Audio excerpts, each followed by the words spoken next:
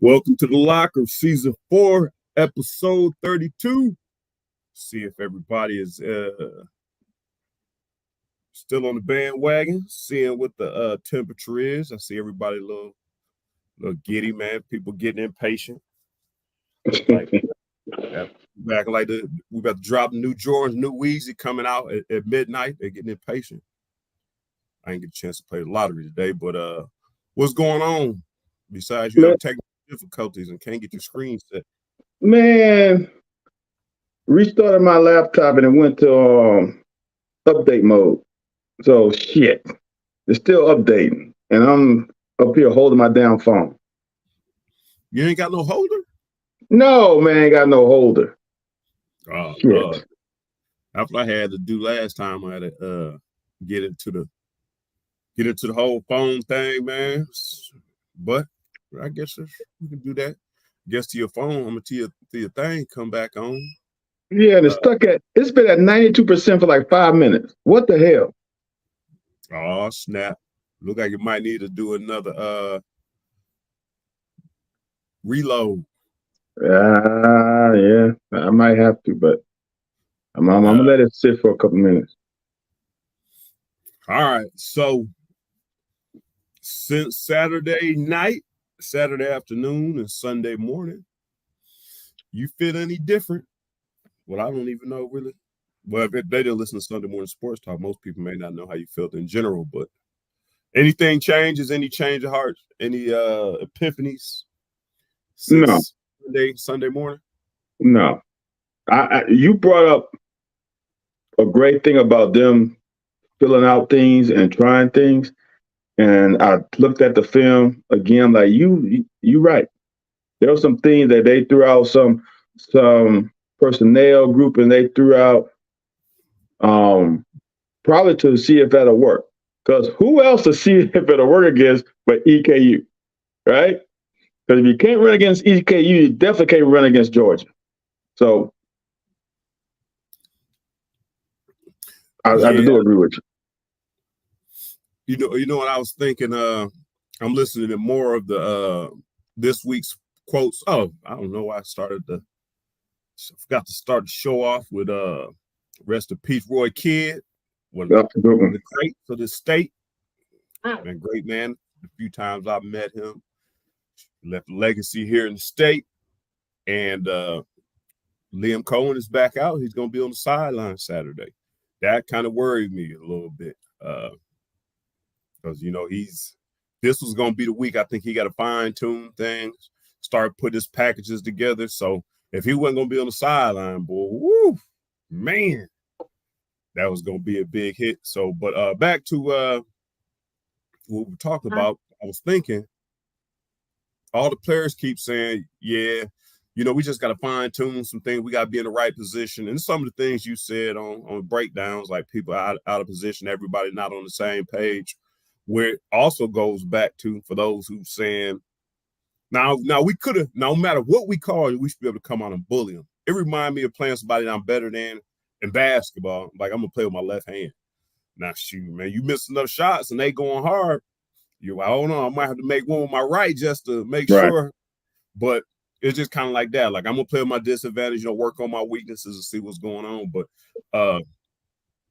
yeah, I mean, the players are even saying that all this week is that, we got to work on getting some things in order to be in the right place, getting the calls in, just kind of little basic stuff that had nothing to do with football, had nothing to do with pretty much execution. It's just everything you do before execution. So, so I'm just saying, I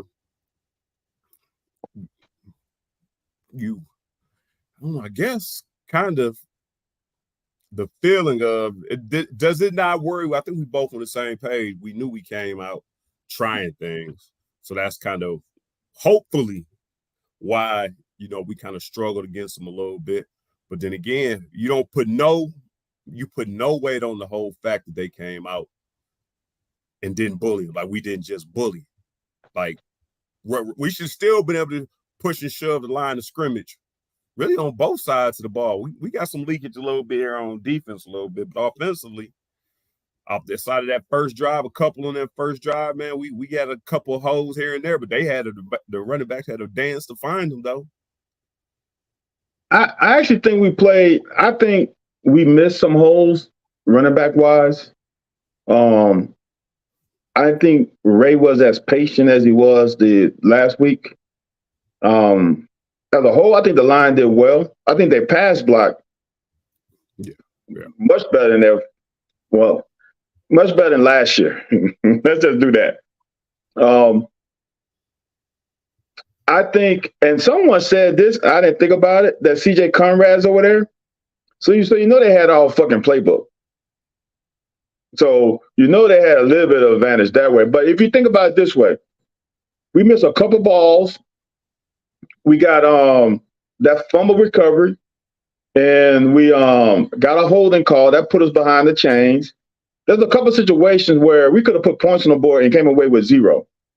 So I think if we tighten things up, eliminate the pre-snap errors, eliminate the holding calls, and pre-snap errors on both teams. We got them on 1st and 5. That's just not a good thing defensively. So I think if we tighten up a couple of things, that game could have easily been 40-something to 7, easily. We gave up 2 touchdowns. 1 touchdown was when they got the botched punt deal. And we had them in 3rd down and 5 more twice and couldn't get off the field because of our problems, not theirs. Yeah. Then we gave them a couple big plays on blitzes, which I keep telling people. I've said this on this show many times. If you blitz, everybody better fucking know what they're supposed to do. Because if you're not, you can get gashed. And they hit us with 2 big plays to running backs on blitzes. Because there's nobody, as I tell my guys, we are the fuck-up eliminators. As defensive backs, we eliminate all fuck-ups. And when you 0 blitz, there's nobody back there that can eliminate a mistake. And they got us a couple times. So, I mean, that's a lot of woulda, coulda, shoulda. But we got to tighten up defensively on our assignments and the assignment. And if we do that, we would have crushed these guys, man. They didn't push us off the ball. On either side of the ball, we just didn't execute at all. I'll say, I was thinking one thing you did say about blitz, and to me it's obvious. And if you blitz us, I mean anybody really blitz you. If you don't get there, you in the world of. And there was a couple of times. This is kind of, I don't know if it really frustrates me. There's a couple of times we got in the backfield. We was at the point of attack, and our D lineman didn't break down. Like small step on this. We run by him like, dude, that guy's not going to just sit there. So it's a couple of times I think we make it long downs on 3rd or at least get off the field. But there's a lot of times we whiffed. Even on, I think, that 1st or 2nd drive, we still wound up, I think, holding them to a punt. But because we missed the first one, the second level came. But we ain't going to be able to do that, the whole time, man. In the SEC. And that's the problem I have with blitzing. I understand people want the pretty thing, put pressure, hopefully get out in 3 and outs. But the thing about blitz is if you don't execute, you will get scored on. When you play, as some people will say, and people don't understand what soft defense is. People have no idea. If I draw up a defensive scheme, you wouldn't even think it's soft. So the word soft is ridiculous. The word conservative is ridiculous. You cannot stop every offense. I don't care how damn shit. Georgia had a great defense, right? If people scored on them last year, Alabama scored how many points Tennessee scored on Alabama? 50? How many points Tennessee scored on Georgia? 30? It's like, come on, man. Yeah. Sometimes you're going to give up points. The thing about it is if you execute and make them keep snapping the ball, they're going to mess up. It's going to happen. And that mess up could be a pre-snap penalty. It could be a holding penalty. It could be someone missing their assignment. You get them in 2nd and 10. Now it's time to eat. But people want to play, well, let's be aggressive. Let's give them press man. Okay, do that. J.D. Hall hit up on the point. Next point I was about to make anyways, a little while ago. Uh, I know we kind of talked about this, and Larry Vaught seemed to have a big issue with this, but he got a good point. Do we need to go tempo? Because here's one thing we talked about on Sunday. We had 23 rushes, my boy. No, that was horrible. If you want Ray Davis to get 20, I mean, even if you take 7 of them passes away, and make it 21 passes or 31 passes, we still, that's still a whole load. That give Ray Davis 19 carries. So I mean, do we got to run more plays to get Ray Davis more touches, or do we need to run tempo? Is it something we need to do? Can we do tempo with this offensive line? Can we do tempo with our receivers? You know what, Anthony? This is the shit that happens when people trying to find a reason, right? The funny thing about it, everybody thought 2022 was a pedestrian offense, right? As far as snap plays, right? We ran a little, like a tick under 66 plays a game in 2022 on the Scangarello. In 2021, we ran 68 plays a game. So there wasn't that much difference, even though people say, oh, we were slow getting in and out, right? Know what the difference was? We fucking won in 2021. That's the difference. We won and we scored more points in 2021. That's it. It ain't the fucking tempo. It ain't any of the stuff that people want to find an excuse for. It's the fact that we're just not finishing drives and not finishing and putting points on the board. It's really that easy. If we would have scored 50 points, people would have been like, oh, that's great. Even though we only got 40 plays, they'd be like, yes, we go with 50 points. Awesome. I don't think tempo is, I don't mind you running tempo. If that's what you want to do, do it. But that's not the reason why we are not successful. The reason why we're not successful is because the defense can't get their ass off the field. When opponents are converting more than 50% on third downs, that's the money down. They're getting an extra 3 plays that our offense could have. That's a problem. Second thing is our offense not staying on the field. So it's a combination of not winning on the money down. It's simple as that. It ain't got nothing to fucking do with tempo. I didn't know. We was just a hair under 50% last week. I didn't know we made it to 50%. Offensively? Third down conversion? Yeah, on offense. 5 of 11. Yeah. It was abysmal there for a minute. I think you got better in the second half. I wonder what the first half conversion numbers were. When were we 1 of 9? Were we 1 of 9 in the first half? Something like that? It was horrible. I think we had been like 1 of 9 at one point. We was 1 of some big, like 1 of 8 or 9 at one point. And we finished what, 5 of 11? Yep, 5 of 11. So it had to be like 1 of 7, maybe. Yeah, it might have been 1 out of 7.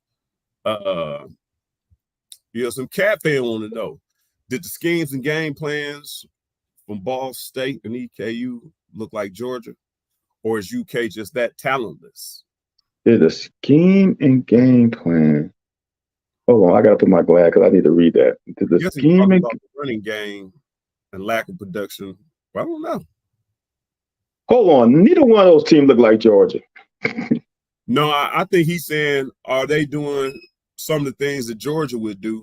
No. Or is it our talent, or do we have a lack of talent? No, we just didn't execute. I mean,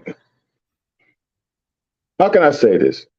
We saw, if you watch the LSU Florida State game, neither one of those teams executed well in the first half. Neither one. Florida State got it going in the second half. LSU still couldn't execute. The name of the game is about execution. The name of the game is not making mental errors. Like, we got 2 guys guarding the same person. We're not an outright drop.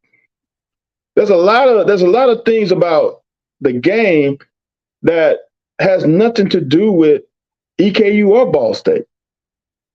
So no, talentless is harsh. Now I understand as a fan, you're not happy with the outcome of the game because you thinking we're going to score 50 points. And I told people, all you got to do is set yourself up for failure, thinking you're going to do this and that and that and this. It's hard, man. Winning college football games are hard. I'll never forget 1993. We were at what 5-3, I think, and we lost a game to Vandy like 10-7. Then we barely beat East Carolina 6-3. East Carolina was not as good as us. They lost Jeff Blake, I think, the year before. That offense wasn't good. Obviously, we held them to 3 points, but our offense couldn't do nothing. So, no, talentless is a harsh word. We just didn't execute. The chat room is at, I guess, at Weaver's head, is at his neck, or whoever else. Lake Dog wishes that the edge guys could put a little more pressure. JD Hall chimes in with, we need pressure from guys like Weaver off the edge.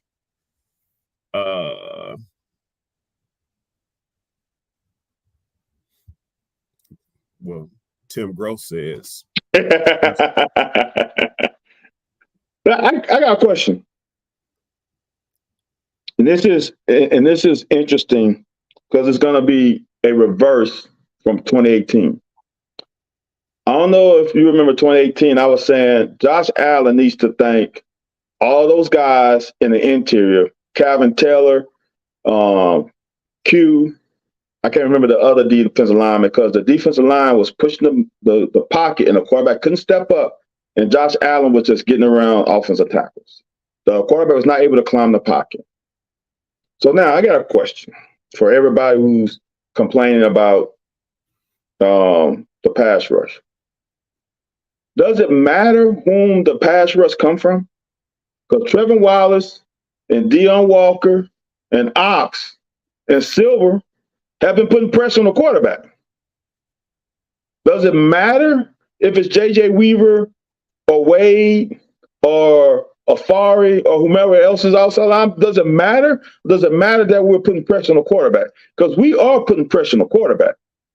Damn, I don't know how many hurries Trevin Wallace has, and he has to have a sack or two. So I think sometimes we are looking for certain things out of certain players, but it really doesn't matter. As long as we put pressure on the quarterback. And I'm going to tell you, as a DB, I'd rather pressure up the middle so then he can't climb the pocket, then he's throwing off his back foot, and maybe he'll throw one up to me. But that's just me. We're going to have to make some alterations to the show. Uh-oh. Or we're going to have to hire somebody, or you're going to have Okay, to. Dude, I'm about 40 questions. I'm about 40 comments behind. Oh, shit.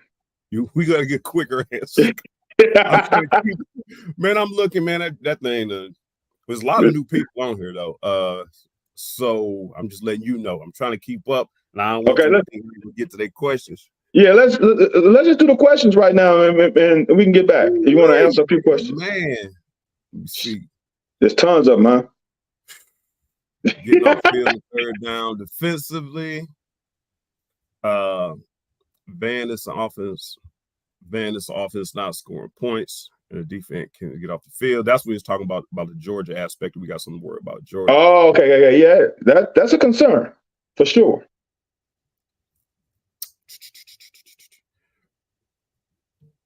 We can rank in the bottom of FBS in pace of play. First half. People, it's week 2, man. It's week 2. It's week 2. Come on. Here's the thing. Even though Liam was here in 2021, the majority of these players were not. The majority of these players were not. So give them another week or two. And like you said, they are doing things to see if the players can handle what they're giving them on their plate. So Prince chimes in. Uh-huh. It says the lack of execution makes the team hang around longer than they should. USM Cat fan, especially on defense. Our eye discipline. Oh, he must be watching Van's. He must be watching Van's cut up. His eye discipline and use of leverage is relatively poor. You agree or disagree? Yeah, that's everything. We was bad on leverage. Where was we bad on leverage at? A couple of shit. I don't know. You remember? Consistently is what I meant, I guess. Oh, consistently? maybe not consistently, but the DBs suck at it sometimes. I don't know. You remember the quarterback took two DBs' ankles. He took Andrew Phillips' ankle, snatched him. He fucking hanging those around his neck this week. And I think he took Love's ankles on the same damn play. And all Andrew had to do was play his leverage, make him turn back inside. But no, he wanted to make that tackle in open field. And them ankles went.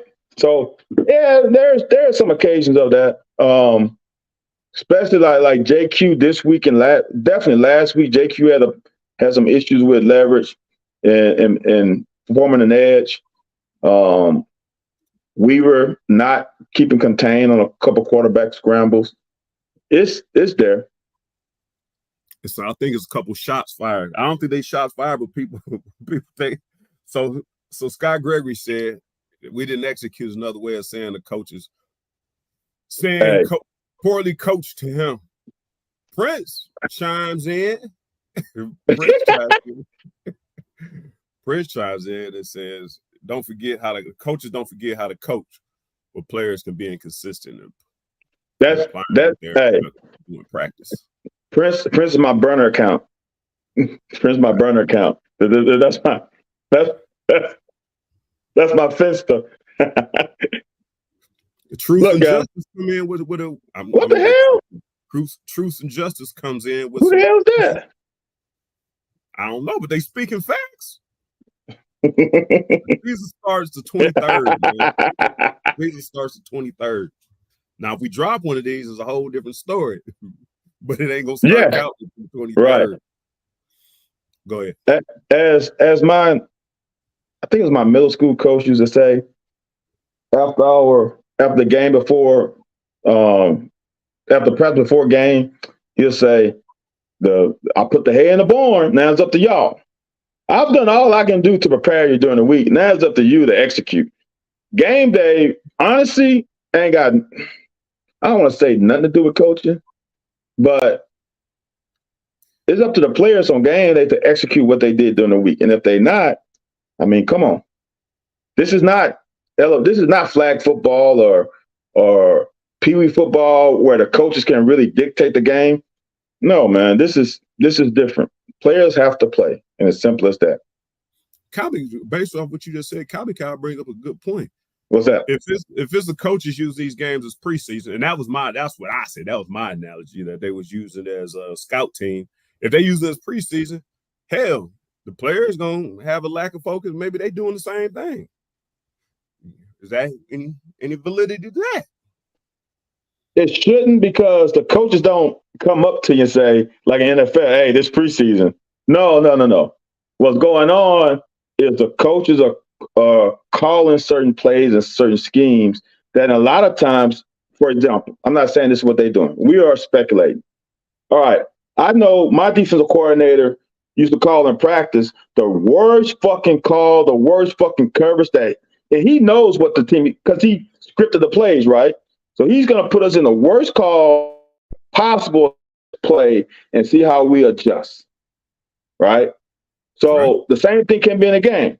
It's second and whatever, and he's going to call the play that he wouldn't normally call on that down and see if we can make a play. He knows that they have a tendency of blitzing on this down. He's going to call the play where it's going to be difficult in his eyes to execute. So it can be that way. I can't tell the fans that that's what's happening, but there are some groupings that are interesting, especially defensively. I know I've been claiming that I want to see 30-some passes a game. I didn't think we were only be running 50 plays. So when you run, how many passes we had this game? We had to have 30-some again, right? And what we had, like 18 runs? We had 38 and 20, what did I say, 23 or something? So that's 61. Yeah, that's not what I was expecting. Yeah, that's not what I was expecting. Yeah. So when I was thinking 31 passes, 30 plus passes, I was thinking we was going to also run about close to 30 runs, right? So you get close to that 60-40 split or 55.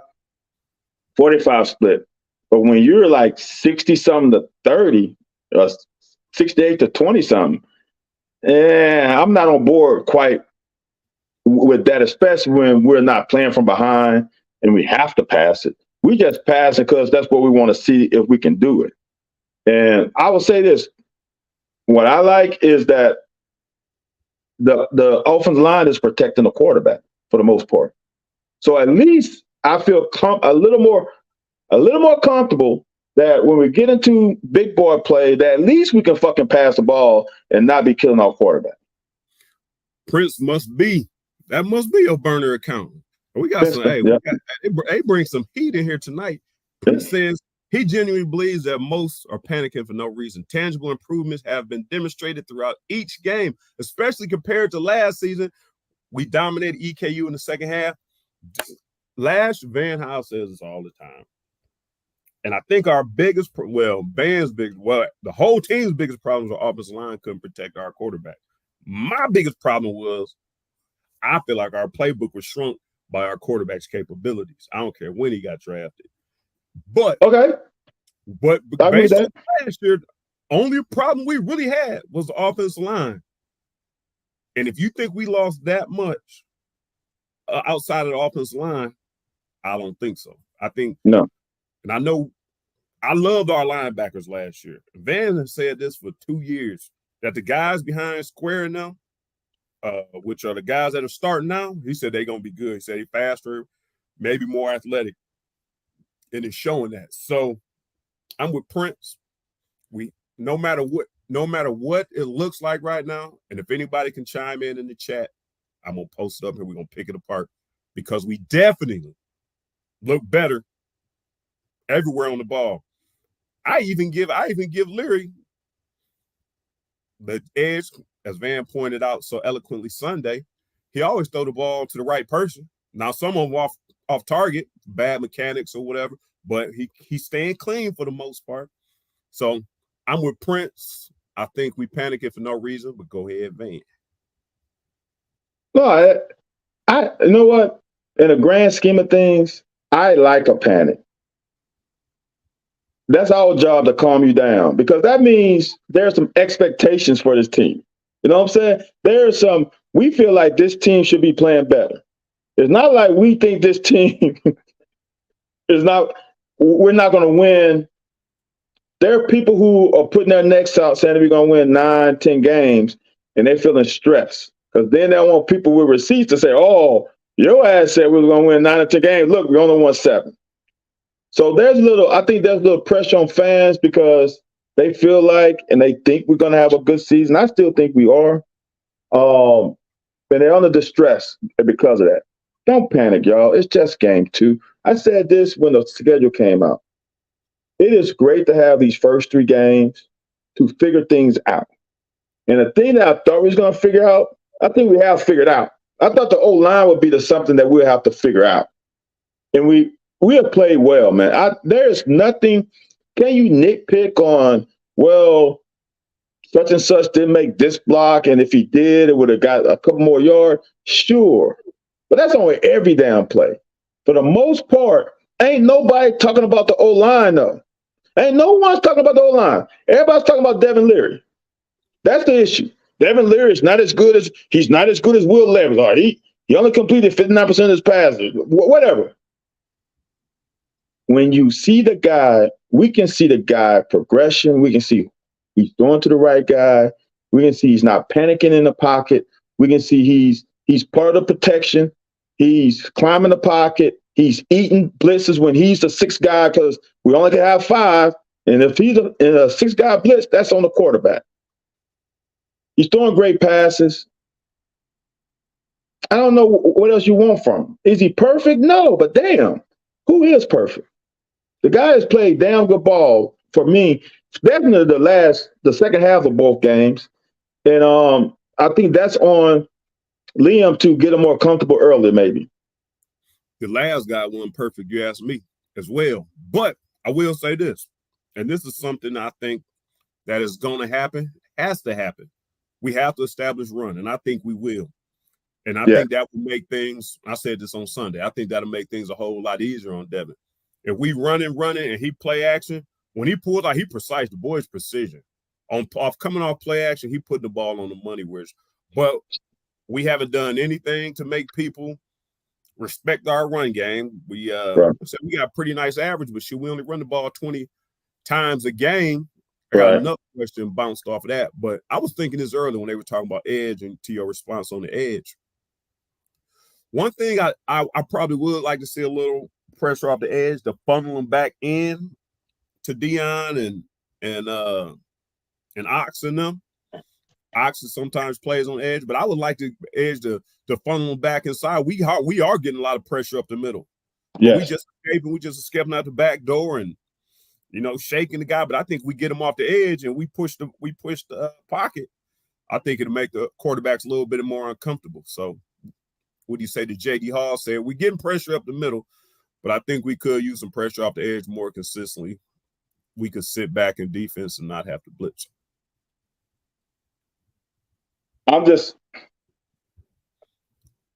If you had your choice, I'm going to say this, as a quarterback, and this is Devin Leary.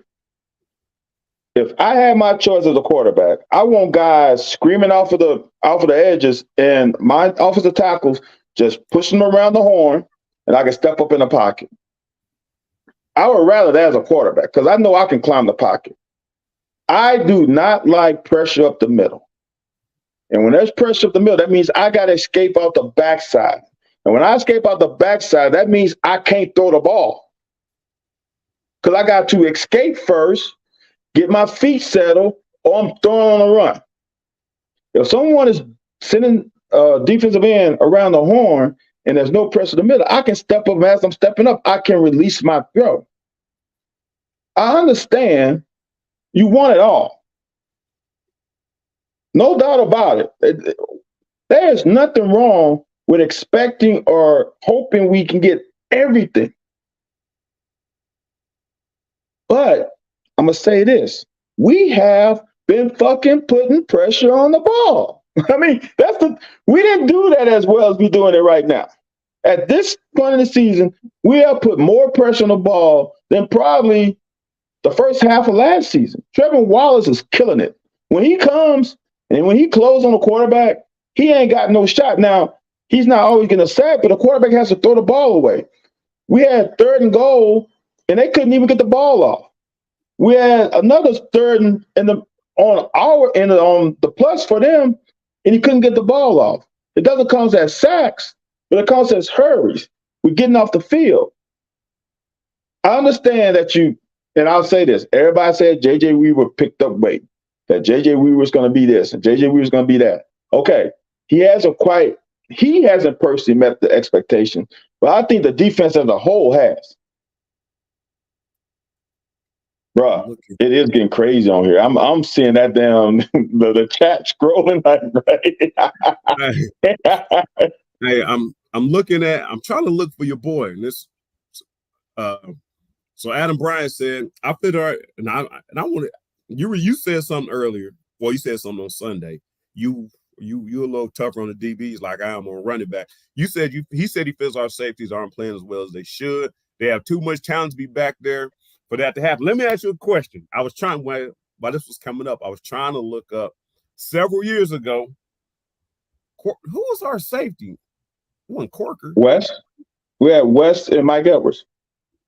Nah. How long ago?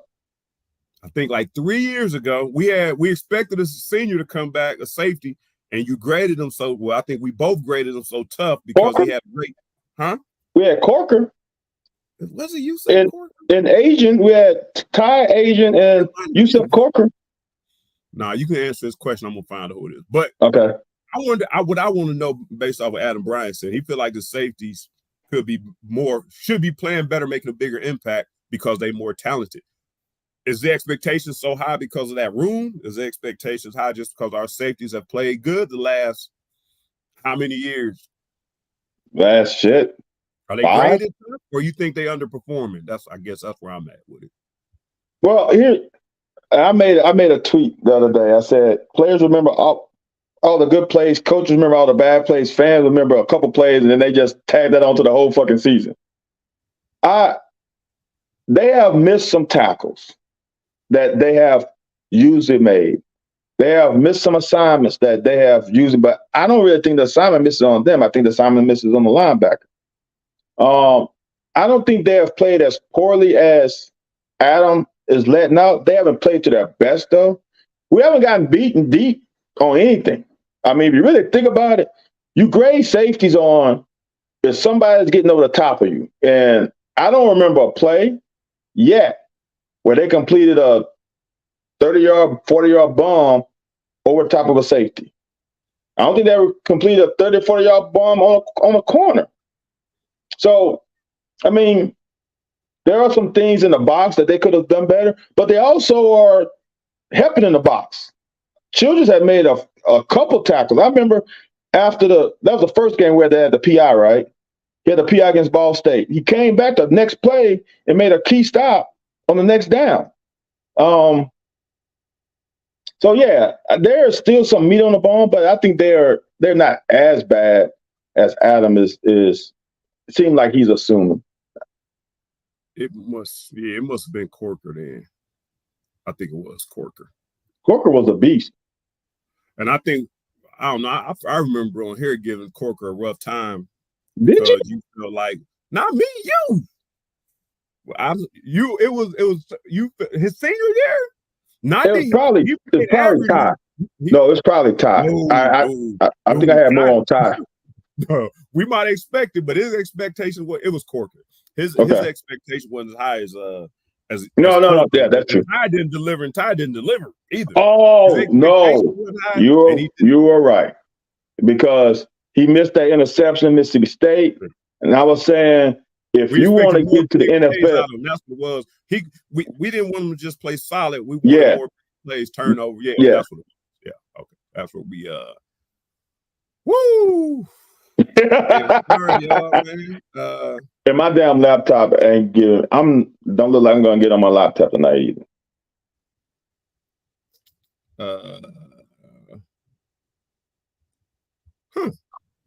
Are players getting to the point where players don't know their own strengths and weaknesses? Let me tell you something.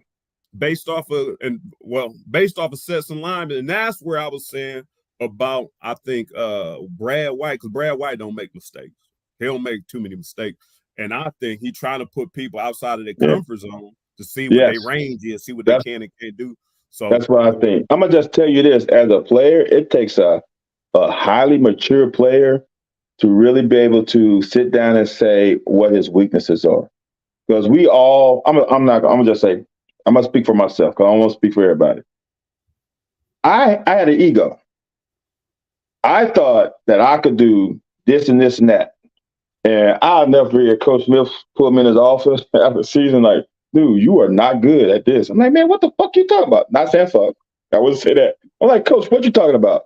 Have you not seen me at practice? What about this certain skill set that you're not seeing? He'll like, because of this, and this. I'm like, all right, man, you don't know what you're talking about. That would have been my sophomore year.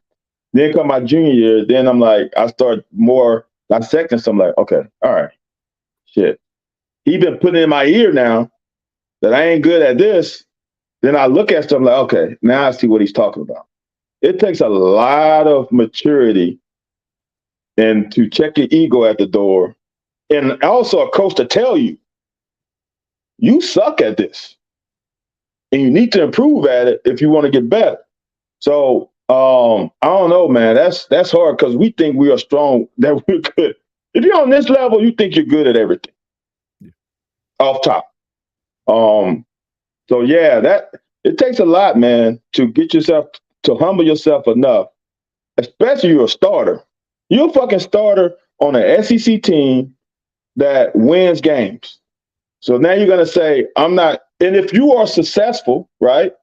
If Trevor Wallace he's successful right now, but he might be horrible at getting off a guard, right? If Mike Stoops tell him, dude, you got to fucking tighten this. You got to stun him, do whatever you want to say. And Trevor Wallace be like, man, I'm doing that, coach. He's going to have to sit back and self-diagnose and say, okay, coach is right. And that's not an easy thing to do. I think I had a comment off of that, what you just said. Oh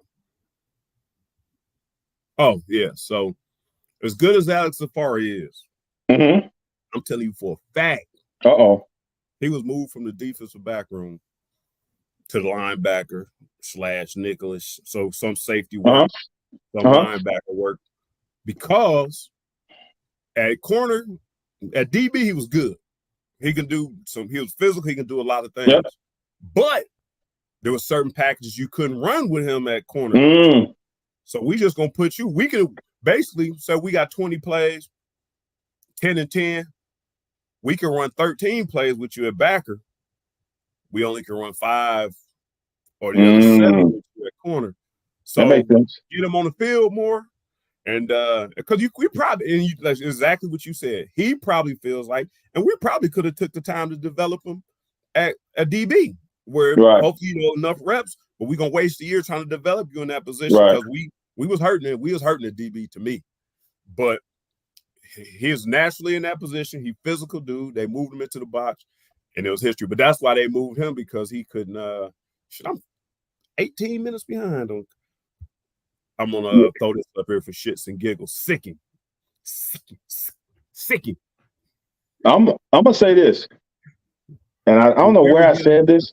Second or third string skill guys play. Oh, I don't know where I said this, but I think that Afar is going to end up being an inside linebacker on the next level. Oh, on the next level. I really do. On the next level. Because with all the way teams spread you out, the way teams attack defenses now, there ain't nobody running fucking power. You know, ain't nobody running ISO. Ain't nobody running, I mean, you ain't running no, I guess they do run some G counters, but there ain't no shit coming down here at linebacker like back in the day.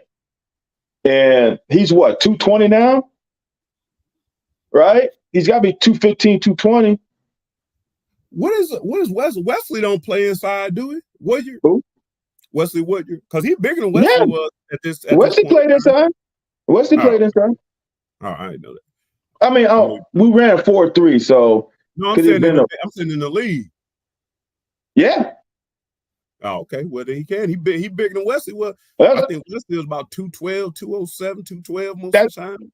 And if he can get to 240, he gonna be, I mean, if he's 220, he can gain 20 pounds the next 3 years.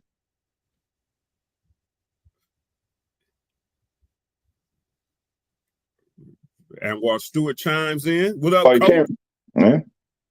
That is a problem. Yeah, he can get to. I think he can get to, if you get to the mid to high 230s. And here's the reason why. This is why I'm saying this. There are some people who are 215 and can't move to linebacker. There are some dudes who are 215 that can play linebackers. His physicality, when he took on that fucking pulling guard, it had to be the first game of last year. Oh, yeah. His freshman I'm like, yeah, he him. Because an 18-year-old taking on someone 270, 280, and here's the thing, it's not the way he hit him, and it isn't that he succeeded, it's just the way he attacked him. That meant that I'm not fucking scared of nobody. A pulling guard? Come on, man. I don't even like hitting pulling guards. Now, if I'm coming from the safety position where I got a little room, I got a little momentum, and he don't see me, I was sneak a lineman. I was known for that. But not on a pin and pull. I'm in the box. He see me. I see him, he see me. That ain't a good look. And he took his ass on. I don't know. Same scenario. I don't know if them concussions got too much of you, but you don't seem to remember my DB days. Man, you remember? Well, I don't know if you remember. They run the same one that you and Chris Jones got into it on. They run a quick tight end to the flat. We in cover 2, we in cloud. Man, I got my Sonic the Hedgehog on. Yeah. I ran up on big Isaac Curtis. Bow. I'm talking about I threw everything, all my 180 into him. Man, I scrambled to get to my feet, man, start scrabbling for his legs. But I had never been run over. I had never been run over, ever. So I'm saying, like you said, for Afari to run up in there and just give him the business, man, that's exactly what I thought I was going to do, man. Shit, I ain't bring my hammer. I must have left my hammer at home. Right. I wound up on the ground, man. That's why I can see him moving to linebacker on the next step. I'm not saying that's what's going to happen, but I can see it because he's got that in him. And here's the thing. You ain't heard him complain about moving down in the box either. Yeah, now, we both know if certain people move in the box, like, man, fuck, why am I, man, why go put me in, man, I'm a safety, man, man, why am I? No. He like, I want to get on the field. Now, it's all good and dandy. You should say, everybody should say, I want to get on the field. That ain't how it works. Some people want to get on the field at their position.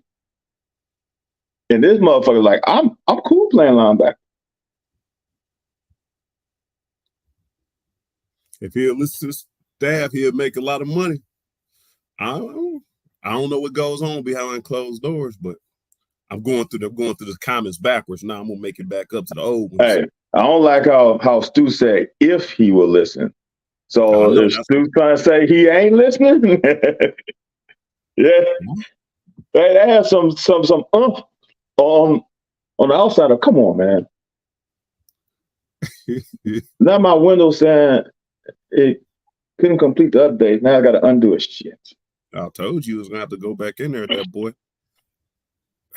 Adam Bryan wants to know: our receivers are not holding block, and that's hurting the run game. How much you feel about that? I don't really watch the perimeter during runs unless we bounce. Get to that level. I haven't seen it. I haven't seen it much. I mean, I know I've seen it on a couple of those a reverses, and certain people will hold a block a little longer. Maybe we could have got a little more out of it. But on runs to Ray Davis, I haven't necessarily seen it. They have actually, look, you know this. In the first game, if you can get more than 10 yards on a run, that means that the wide receivers are fucking blocking. Oh, yeah. So I'm not sure. I can't remember. I don't know. John Hendricks talking about posted question, and he said, "I got chick." He wants to know if we ever gonna get up enough to play Kai Sharon our second or third strings. But I don't know when you see second and third when we already rotating like 5 receivers. No, he probably wants to see the quarterbacks. That's the thing that. That's the same. I'm not even talking. You know that other sport that they play after we finish? Another sport we play after we finish, and the coach that said it was a basketball, it was that other sports school, and when we get up big, he don't play his bench a lot. It's like fans always want to see such and such player. It don't matter. Like, how many snaps? And here's the thing: as a quarterback, right? If we killing someone 50-something to 3, what am I going to do as a quarterback, Anthony? I'm going to turn around and hand the ball off. I'm going to turn around, hand the ball off. I'm going to turn around, hand the ball off. We're going to punt. If we get the ball back, we're going to turn and hand the ball off. So all this clamoring for wanting to see Kyer or Wade at quarterback, you ain't going to see him at doing a quarterback thing. You're going to see him as handing the ball off. So for me, as a quarterback, I don't want to be in there anyway because I'm not going to be able to show my arm. I'm not going to be able to show the mechanics I improved on in the offseason. No, man. I hear you because that means that we are beating somebody, but it doesn't matter to me.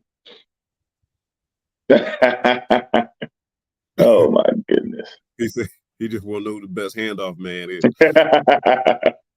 All right, so John want to get his question across. He said he want to see Kyer Ramon. It's not that I'd rather have those. It's not that I'd rather have those other guys. I would just be good for them. Well, Get like that. Obviously, there's something going on with Ramon and the way they want to bring him along. I mean, remember, it's been a little over 12, it's 12 months and probably a week since he tore his knee up. Did he tear his knee up in the first game last year? Yes.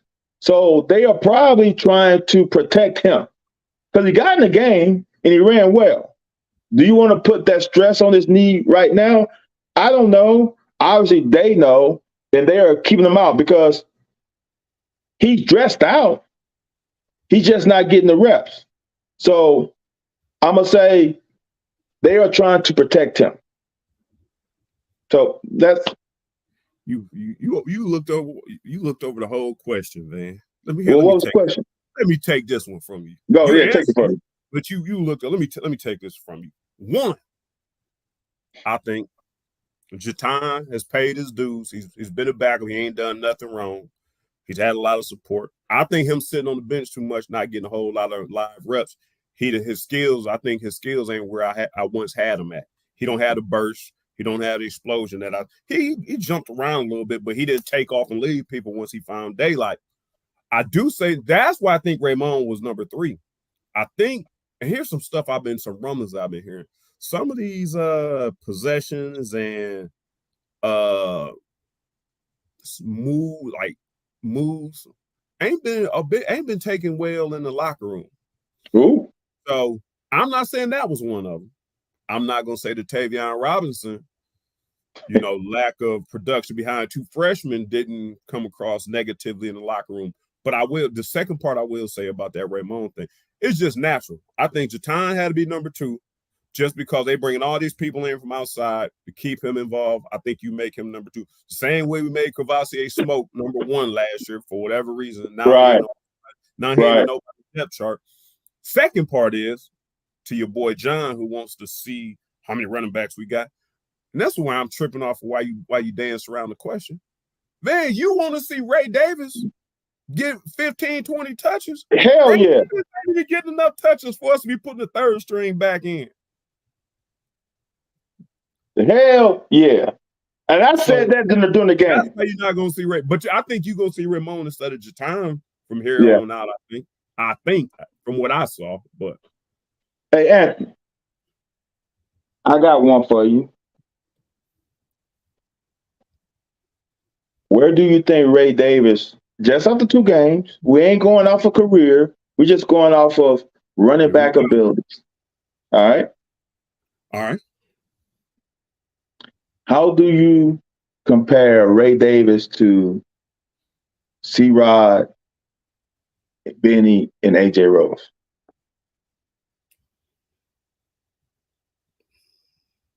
Now we on the locker now. Don't be sugarfooting around it.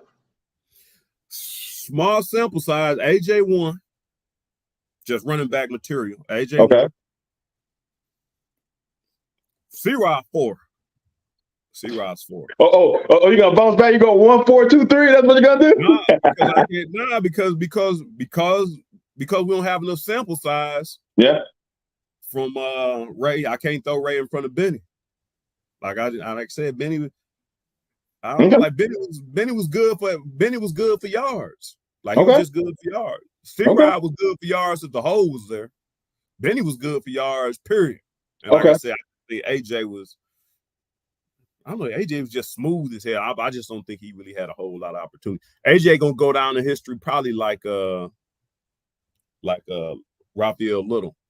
Like you look back like that dude was nice. Like nobody can really remember him being standout, but gonna be like that dude was nice. Yeah. I can see that. I'm putting Ray Davis 2. Just off of ability. I mean, obviously, we can't. The one thing you cannot argue with is stats. That you just can't. We're not putting stats on the line. We're putting on eye test. What you see. I'm gonna say this. I would have had Ray Davis not in the. I wouldn't even brought up this question, but from what I thought he was gonna be, bruh, he has shown. He to me has. Because he's doing things that AJ Rose couldn't do. I think AJ Rose, like you said, is smoother. I think AJ Rose probably a better receiver out of the backfield, but I don't think it's as the difference is as big as I thought it was going to be. Ray Davis has a little bit in between the tackles. I think he's a little bit stronger. All this bullshit, Vic, you talk. I'm gonna get back to these comments after this, but Okay, all right, go ahead. Yeah, because we got shit. It's still scrolling. Prince over here spilling tea, but here's the thing: all that bullshit, Vic, you talking. Okay, I say AJ won, but if you comparing Ray and Benny, or Ray and Benny into this way, and Ray and AJ into this way, then I have to put Boom in the equation. Then Ray might have to move to 3 if that's it. From the things you saying. You know how I feel about Boom. I didn't put him in the list though, because he's a little prior to everybody. I'm talking about the last 4 starting back. You know how I feel about Boom. Right. Yeah. I think Ray Davis is the closest. AJ Rose had the potential of being a home run hitter. I think Ray is the closest to him as being a home run hitter that we've had in these last 4 years or 5 years of having these running backs. If Benny wasn't here, I think AJ Rose would be looked at differently. Yeah, I agree. So he had to, and then when he got the start, he had to share with Smoke and C-Rock. So he didn't have that season like Benny had, where it was just, or 2 seasons Benny had, where it was just Benny or bust. Yeah. I think if Ray Davis played, this is what I'm gonna say. If Ray Davis played, and the Ray Davis we see today, if Ray Davis played during Benny's last 2 years, I think Ray Davis will have more yards. That's what JD just said. That's what that comment says. So there's no need to read that. I'm gonna get these other comments going backwards because we're already on running backs. And Prince says he's hearing. Now, damn, I ain't got nothing to say about this. Now, hey, that ain't my fister now, because I don't know this shit. Shit. I'm saying I am not surprised, but here's for all this talking we doing. How does this from this is locker? This is why people come in here. This that premium stuff we're supposed to be charging for. So based off what Prince said, from the locker room aspect, we just talked about probably being Ray and Ray Moan 1 and 2. And then Demi 3. Why'd your time got a problem with a freshman that you and I both believe probably gonna get them keys at some point. Maybe not this year, because I didn't expect Ray to be doing what he's doing. Right. Ray keep on giving us 50-yard games. He might get in there. What's the breakdown to, even if you don't have no facts about it, if we just gonna kick it, we gonna kick the idea around. Well, you know damn well you got a true freshman come into the locker room, come into the meeting room, come into that running back room with a little bit of chest poked out. Like, I'm better than you. Who did that? You know somebody? I'm better than you. I'm better than you. I'm better than you. I don't think that didn't happen with us, but I think that happened somewhere else. I heard that story before. I heard somebody say that. So Bo told Marcus Allen that. Damn. That was the word in Oakland before they moved out. So he coming with that, right? And Jaton's thinking, I paid my dues. Man, sit your ass down. But then the bad part about it, then the bad part about Ton, though, they didn't just brought 2 guys off the street. And you see the writing on the wall. You see the stress. So you got 2 guys, Ray Davis and Demi. Then they brought in Ramon Jefferson last year. Yeah. On top of your head. Yeah. It's different when I'm the starter. Like, I'm the starter. I don't care who the fuck you bring in. I'm the fucking starter. You can bring in down Bo Jackson. He can say, I'm better than you. I'm the fucking starter. But when you a backup and you the next man in line and they stack up 2, 3 people on top of you, then you feel like, wait a minute. They ain't just bringing these. They ain't just bringing y'all in just to not do something. Yeah. So now I'm feeling some kind of way because fuck, do they not believe in what I'm doing? And not only do they bring in 2 to 3 more vets, they fucking bring in a fucking freshman. And how many times we say on this show, if a freshman jump you in the damn depth chart, your days are numbered. You might as well hit that portal with the quickness. If they bring in a freshman and he skips your ass,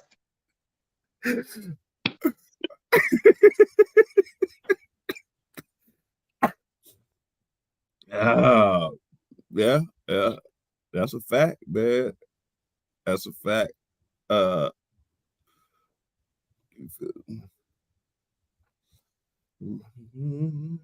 sheesh. I don't know. We always get a couple people. Prince, hold on, man. Can someone get the IP address of Prince? Because this motherfucker coming with the heat. He coming with heaters, 2 of them. Who was that? Prince, who are you, brother?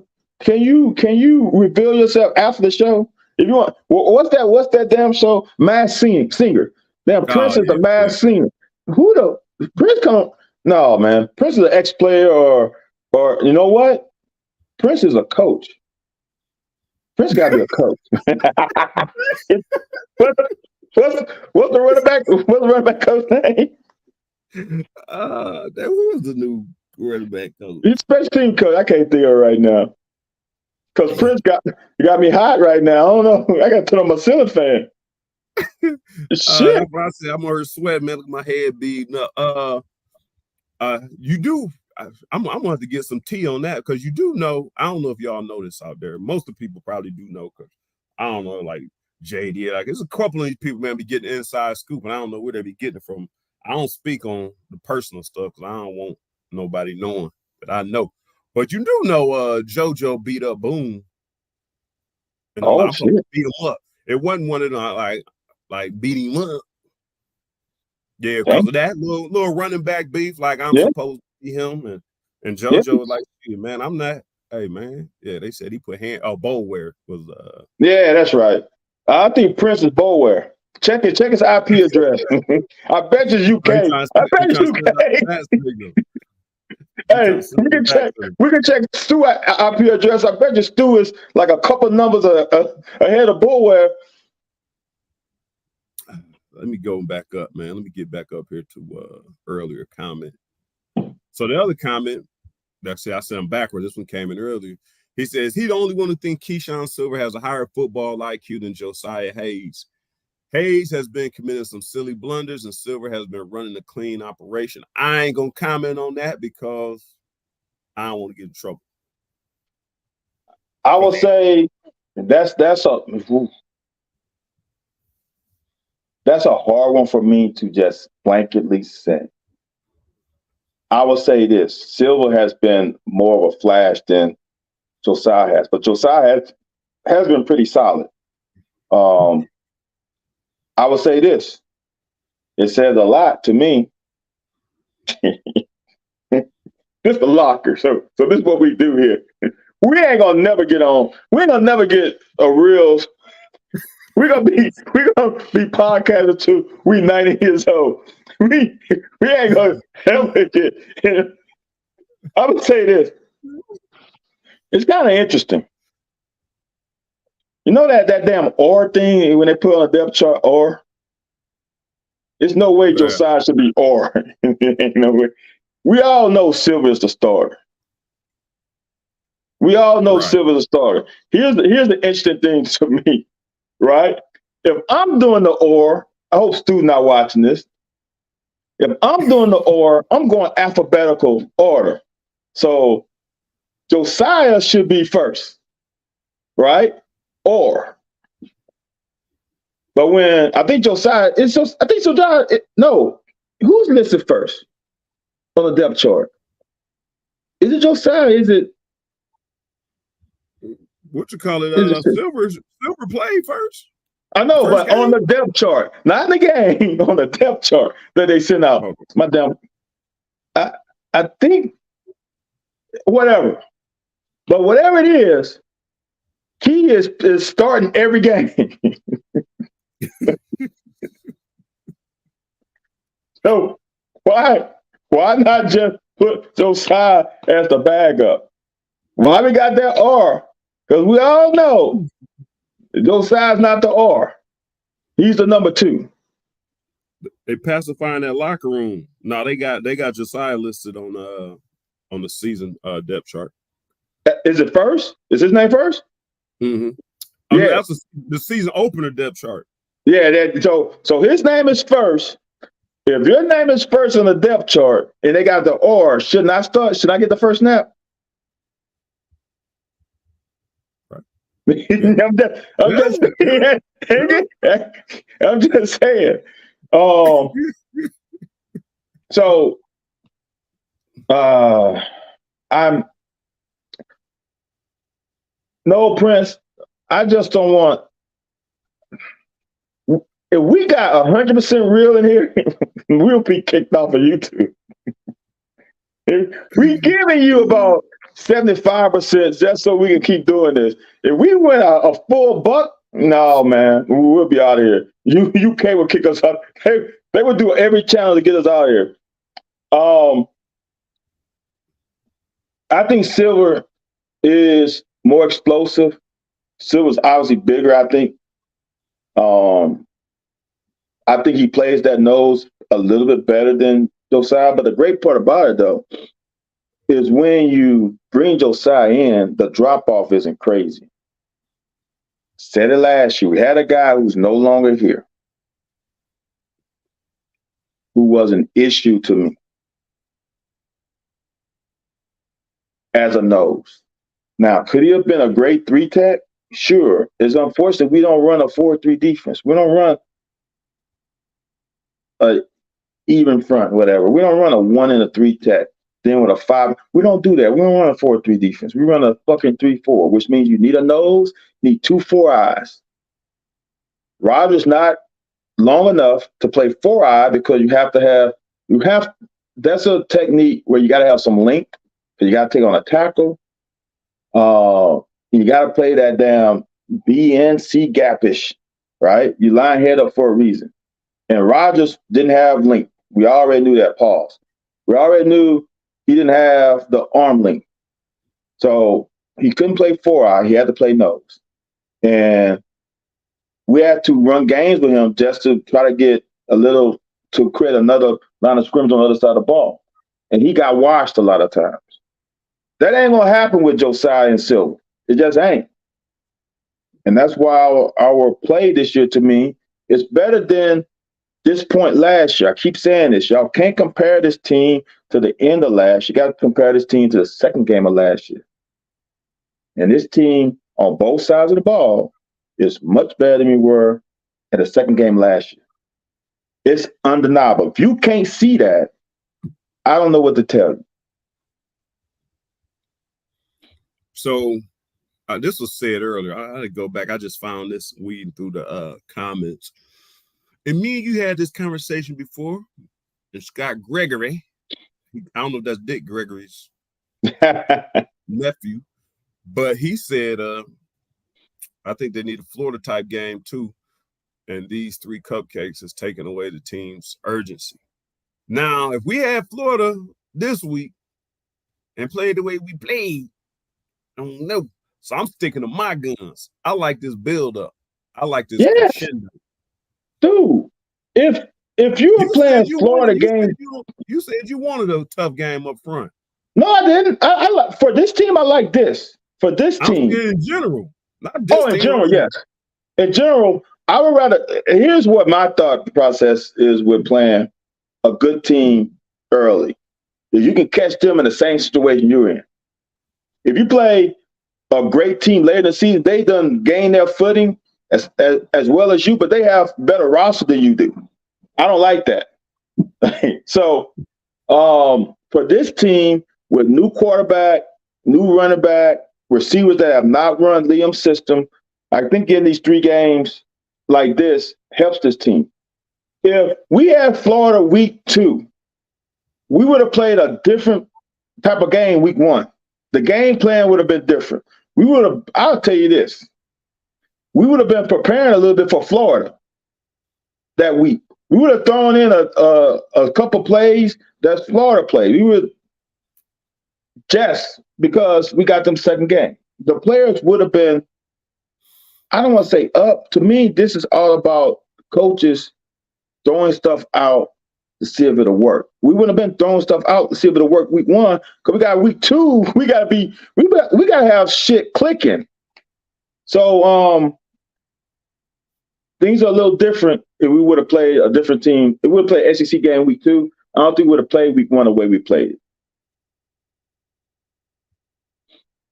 Prince says he has circles in college football and the NFL. Oh shit, Prince. UK. You know who this is? I Who didn't even is think it? about that. Who is That's it? Big Dog. That's a Big Dog. Prince, that Big Dog, he didn't win King. He would have been King, it would have been obvious. He went Prince. Got it. I think That's a so. Big Dog, man. And he said He occasionally. did. Bullshit. Occasionally. And he said NFL circle. Big Dog is an NFL liaison. There you go. Put two and two together.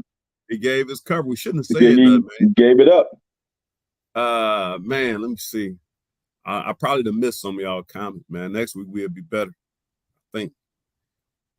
I'm trying to see if I missed anything. There was. And I appreciate y'all comments. Since my computer's locked, I can't do no plays. So this is good banter. I appreciate it. There was something somebody said that I can. Let me see where we at. He ain't fat. Hey, I need to call my man. Oh, damn, Prince. That is Vince. Self-deprecation. That's Vince, man. Ain't no doubt about it. You just giving yourself away, Prince. I mean, Vince. I mean, Prince. That is funny. Prince, I wonder. We've been keeping up on any trends. I looked up Roger's stats, man. I don't think I seen him in the tackle sheet when I checked Auburn's last game. I think he played a couple snaps the first game. Dude, Anthony. All right, I'm gonna put it to you like this. He did the right thing to go into Auburn, trying to get that bag. Now I don't know how much money he got, but if he got more than he got from here, that was the right move. Because he did. Okay. He did. All right. So that's the right move for him. Because his chance of making that kind of money on the next level isn't going to be as high. If you're going to transfer, and we all know the portal, if you're going to transfer from a starter on your previous team to going a bag up on your next team, you know it's for the money. And the insight in himself, knowing that maybe my chance of going to the next level isn't as high as I thought. Let me get as much money as I can while I'm in college. It all makes sense. So kudos to him. No doubt about it. Because he was a starter here. He would have started this year. That's where you keep jacking me up at. He started. He started. You said was a starter. He was a starter here. Did he not start last year? Yeah. Okay. What? Well, no, you absolutely right. You're absolutely right. Like, hey, if this is gonna be my last hurrah, then, man, let me cash out. Let me cash. Yeah. I also think there's this whole. It's okay. So there's 11 players on the field. Like everybody who plays football, there's a person who tells them what to do throughout the week. They kind of have them do stuff. So I know Stu is still watching. I know you're still watching it. So eventually, if they ask you to do something, and you like, man, you don't wore out that relationship. I mean, you remember how it was in 1996. We had a young running back out of Twinsburg, Ohio, trying to play. Heights. Twinsburg Heights, yeah. Couldn't see eye to eye. Couldn't see eye to eye with the offensive coordinator. Shit. Well, if you can't see eye to eye with the offensive coordinator, you got to go. I had to go. But you know what? The fan base wasn't seeing eye to eye with you either, motherfucker. You got to go. So I think it was going to be tough for him to really maintain his starting, especially, well, no, I ain't going to say that. Man, Stu on here, I ain't going to say that. I'm going to hush up on all that. But I 100% agree with you. He was on the money grab, which I guess makes sense. But you validating that he was a starter may have handicapped us, right? Okay, put it like this: why we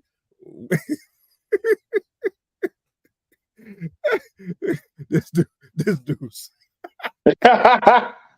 hey. So I say this here. This is the bottom line. So I ain't got to say no. This is the bottom line. I think you couldn't have both. And say per se, and then all y'all in the chat, if we couldn't have both, would you rather have Rodgers or Silver? Come on, man. Come on. Why you even brought? That's not, no. It is no way.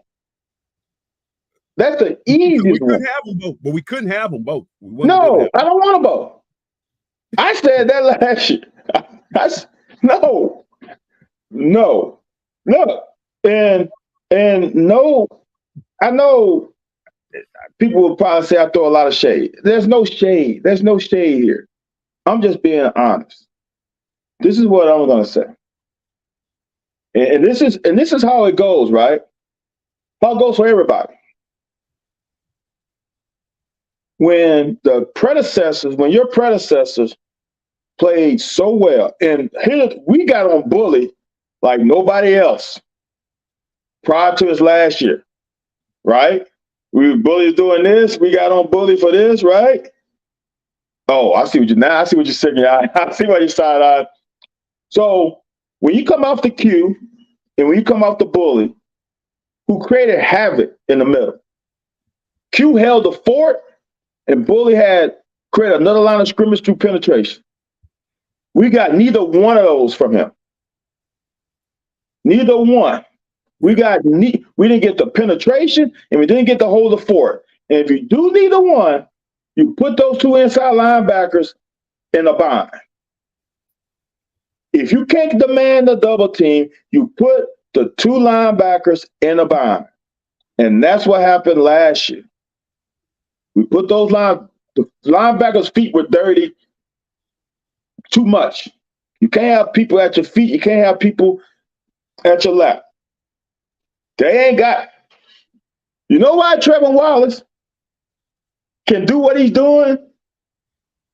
Is because we got two guys and one guy you got to double team. You're going to either double team Deion Walker or you're going to double team Silver. And just think of this, fans, just think of this. They only have 5 offensive linemen. We only have 3. We got 2 linebackers. If they double team one guy, that's 2, 3, 4. They only have 4 linemen that can block. Right? So now that means the linebacker is unblocked. Yeah. It's easy math. Because here's the thing about 3-4. Think about this.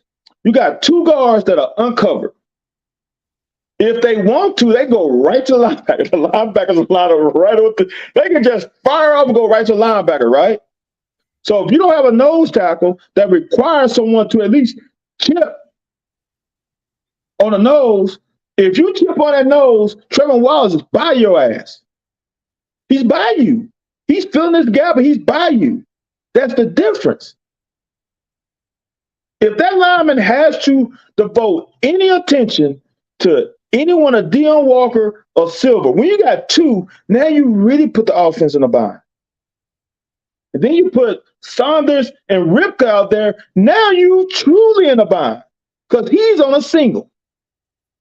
And Saunders and Ripka this last game, he flashed. It's not saying he's going to do every play, but now as the offensive coordinator, oh shit, I got to make sure I take care of him and Saunders too, and Ox.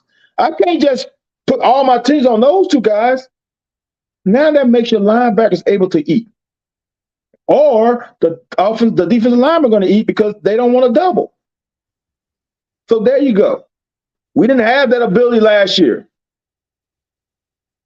Period. And I go back to Mr. Jones right there. Right, Kendrick Jones he's still rocking with us? Yeah, man, he ain't no fair weather, man. Damn. Kendrick, you still bro. I appreciate that, brother. That says a lot, man. Hey, that says a lot about this show.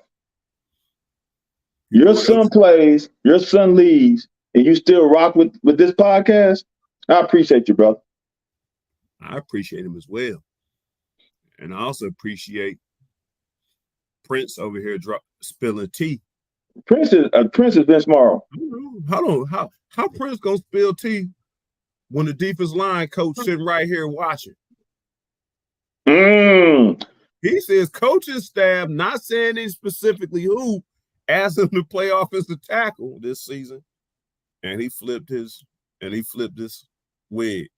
Stu ain't got enough technology. He ain't technologically sound to work two devices. So it ain't Stu. Damn. It's got to be Vince. You know Vince got about 5 phones. You know he does. You know Vince got 5 phones. He ain't got no. He can't have one. He ain't got no storage on it. Yeah. You ever heard that? I don't know. I think I have heard that. I'm not sure where I heard it from. I don't think I heard it from my source. Now I'm gonna say this. From the high school film I watched and from what the high school people recruiting as, he was supposed to be top whatever offensive guard coming out of high school. That's what I've heard through the recruiting guys. He was that dude at offensive line. So I don't know the truth in that. I mean, I guess you put 2 and 2 together. He was really good as an O-line recruit when he came out. I guess they could have asked him, I guess. And we did need tackle help. Before we got forward, right? We did need help there. Yeah. He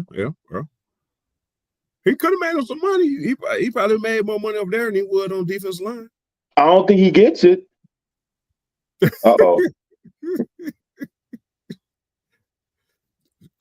Coach Stu, the word on the street is that your starting nose was asked to be a starting tackle, or was asked to be a tackle. I ain't gonna say starting. And that was part of his reason for transferring. I say it was NIL as well, but I wonder if they threw him a bigger bag. If y'all threw him a bigger bag at the offensive tackle, maybe he would have stuck around. Some of these kids, man, are getting bad advice, man. I'm gonna say this, kind of on the same thing. We about to get out of here. But we're gonna get out of here on this. And don't take this no ill way. I know we have a lot of fun. We laugh. Don't take this no ill way. Anybody off what I'm about to say, because Keontae Goodwin is gonna come up in this whole thing. And I understand his mom hadn't. This has nothing to do with that, but that was not true. He was a top 50 D lineman during COVID. Was he not a top 10 offensive lineman, those two? That's the word I heard. I don't get into all that recruiting shit. That's too many fucking kids to worry about. I don't do that, but that's what I heard. So, oh snap! So, this is my thing before we get out of here. We're gonna throw this around the horn and get on about it.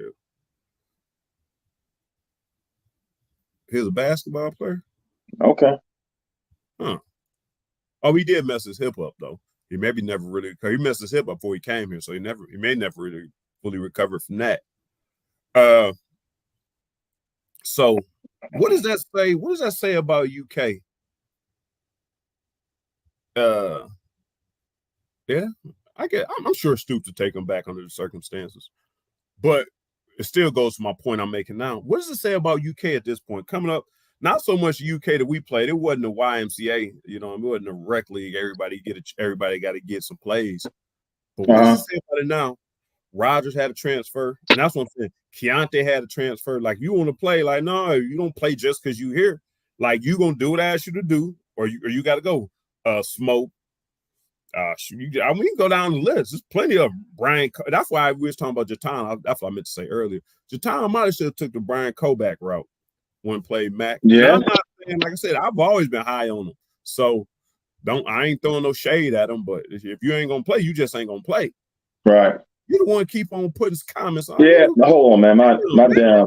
Now my phone is acting crazy. I'm sorry. Yeah, you take it off. Shit, we hitting at the same time. That's my bad. So what does it say about the University of Kentucky now? Like, one, the expectations of Stu, Brad White, some people. Oh man, I got another comment I wanted to make, man. Damn it. Make it, damn it. All right, man. All right, man. The people here, I'm gonna say it. All right, so that's the one thing. Here's the one thing. I meant to lead the show off with this shit. Dude. So everybody complaining about Leary. We did talk about on Sunday the development of receivers, and I think Dane Key's route running is not as good as his hands. It's not as good. He could be a better, if he gets that down, he's gonna be a lot better receiver than we've seen. And he should have done that over the first year. And we bring out nuggets on her all the time. Just by watching film, we stumble upon some shit. You know what I stumbled upon? You name me in the past 5 years one MF receiver that developed the time they was here. Name one that got better in 5 years. Anthony, what? Fuck. You ain't saying nothing different from what I've been saying. I said this on last show.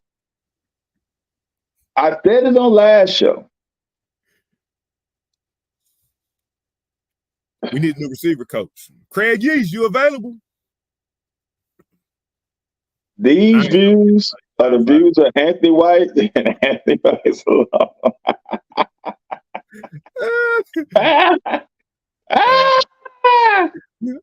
Look, I'ma say it. I know since we got new followers and new listeners, I'ma say it again because that's the last 5 years. Juice was what?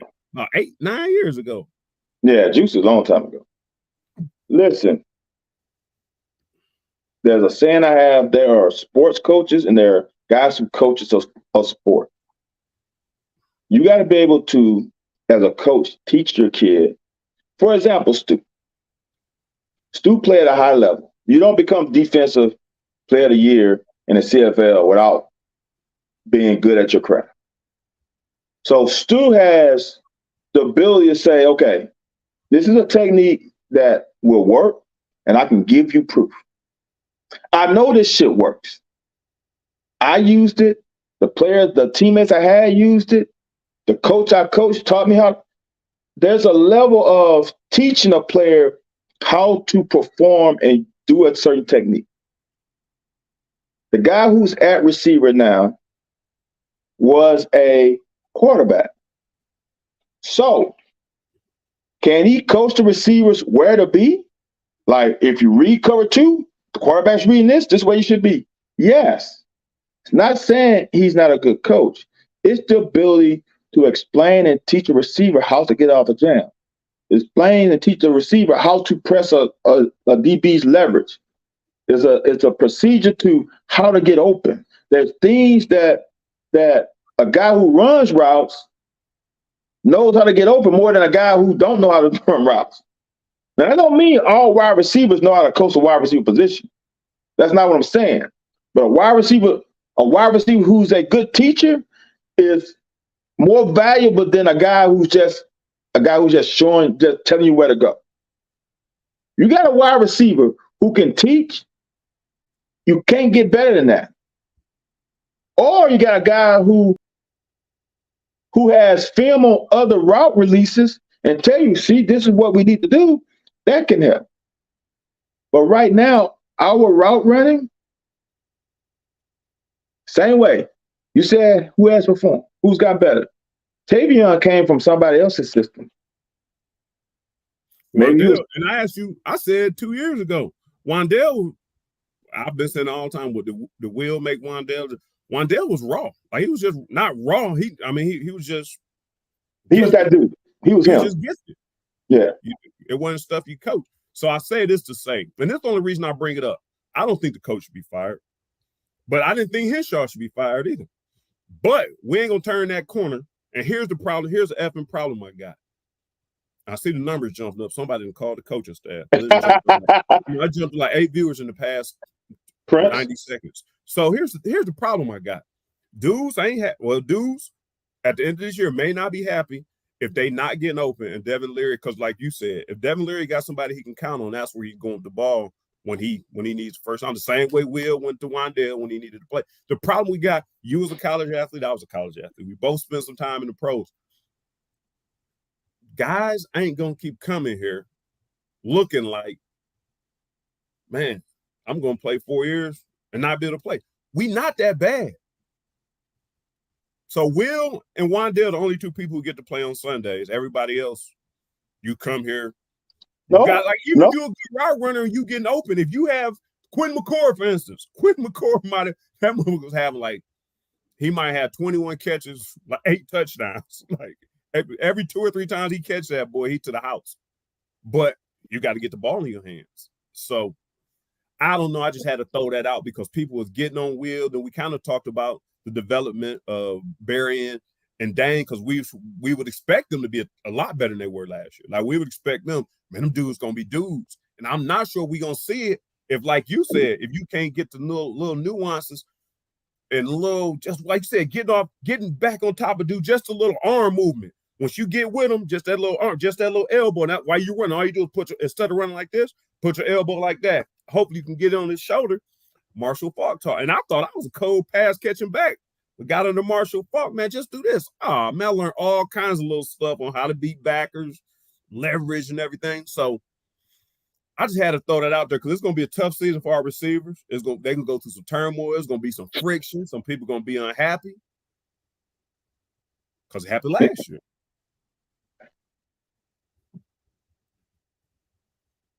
I'm going to say this. I said this last year. Scott, that's so not accurate. Because if you want to say Scangarello didn't allow him, did anybody get better in 2021? When Josh Ali went down, did anybody get better in 2021? We had Epps. We had, I can't remember the other guy's name. We had another receiver. Did Epps and that other receiver get better? They did not. Josh Ali went down in that South Carolina game, and the other guys and they just did not get better. If you throw Wandale out, Wandale came day one being Wandale. No one else got better. I'm just saying, if he said it, and if he said it out loud, if he said it and said it out loud, I hope that's a statement that you heard from somebody else. Because if he said it out loud, that says a lot. If he said that to reporters and it's quoted, and I go to a whatever UK broadcast and he said that ain't good. That to me says a lot. Because you know who didn't say shit? Yenser. He ain't come out here and say, well, he put me in a bind. No.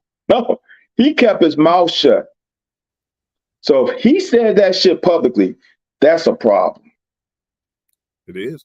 You know, that's what happened with Rick Mentor and Joker Phillips at the end of his tenure. He had some something about the game on defense at the podium, straight up at the podium. He said, I don't know, ask the head coach. Oh, damn. Oh, damn. And they was always visually getting into it on the sideline too. They was always visually getting into it. But so yeah. Yeah, that's not a good look. I'ma just look. And then you do what you want to do. There's also, Daly. Yes, I do remember. Yes, you're right. There is this too. On a staff, and I'm the head coach, I got to surround myself with some good recruiters and some good teachers. Now, if you can morph those into one coach, that is amazing, right? You can get a damn good teacher who's a damn good recruiter. Them are a dime a dozen, though. Them are the ones that making a shit ton of money. All right. And Anwar. Huh? And Anwar. You said if there's a coach like that make a shit ton of money, and then you got Anwar. And, oh, I got that. So I get it. Sometimes you put yourself in a bind by worrying too much about recruiting and sacrificing the teaching aspect. You got to balance it out. But there are certain positions where you need a damn good teacher. And to me, the skill position players, you need damn good teachers. You need guys who can teach corners how to protect their leverage, how someone's going to attack their leverage, and what do you do when they do that? Because if not, you're going to put a corner on the island. Same thing with a wide receiver. You don't teach them how to attack leverage and how to get open, what can help you get off of press coverage. Because anyone can tell you, well, if they do this, sit in the zone. If they do that, run through the zone. Anyone can teach you that. But your position coach needs to be able to teach you the technical parts of your position. And if he can't, you're going to fail.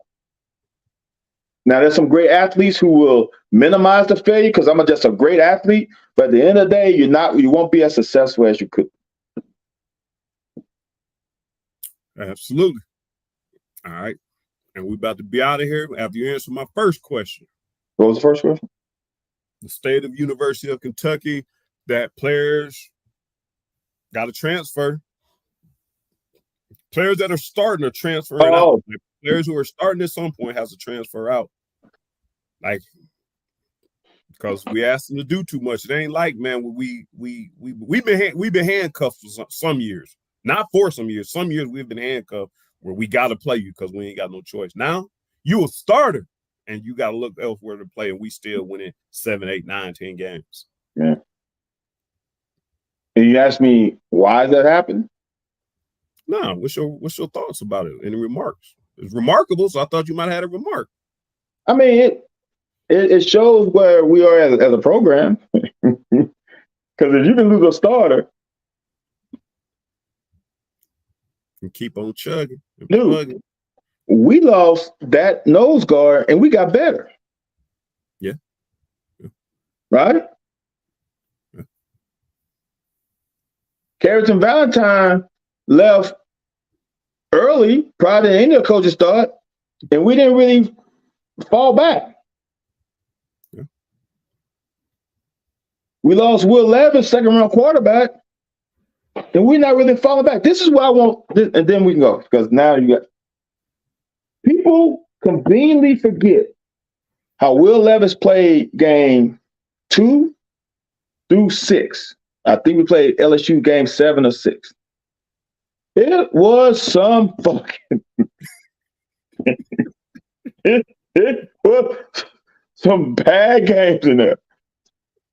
It was some whoa. He came out blazing. They played fucking Louisiana Monroe. What's his name? What's the coach? Doesn't matter. Was it Bowden? Yeah, Bowden just got a ULM. He was trying to change the program.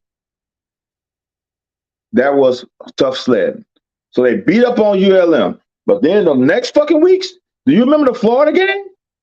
Does anybody remember the Florida game? That wasn't an offensive juggernaut. Do you not remember the Chattanooga game? That was an offensive juggernaut. I think we played Central Michigan. That wasn't from where we are now, the way Devin Leary is playing. Like I said, you got to compare it to like games. Go back and look at game 2, 3, 4 of 2021.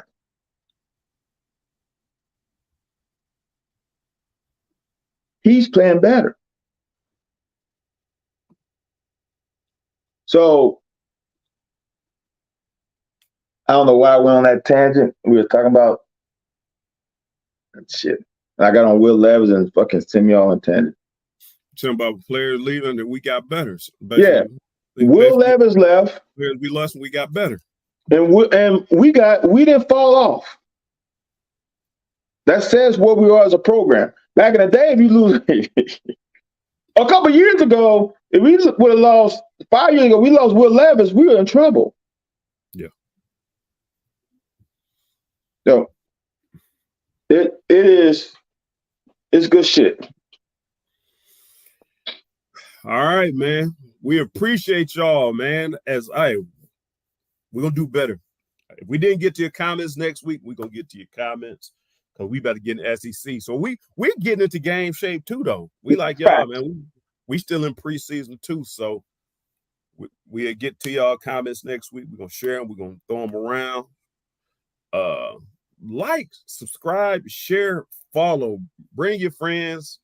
Don't tell any more UK coaches to join us because, like Dan said, well, we can be they can get us off the air, man. I guess. I don't know. We could push the limits. They can get us off the air or pay us. Hush money, little hush money. So we better come harder. We need to come harder then. Shit. So yeah, heading over to Twitter, X, Facebook, Instagram, YouTube, TikTok. Like, subscribe, share, follow, bring your friends along, bring your questions.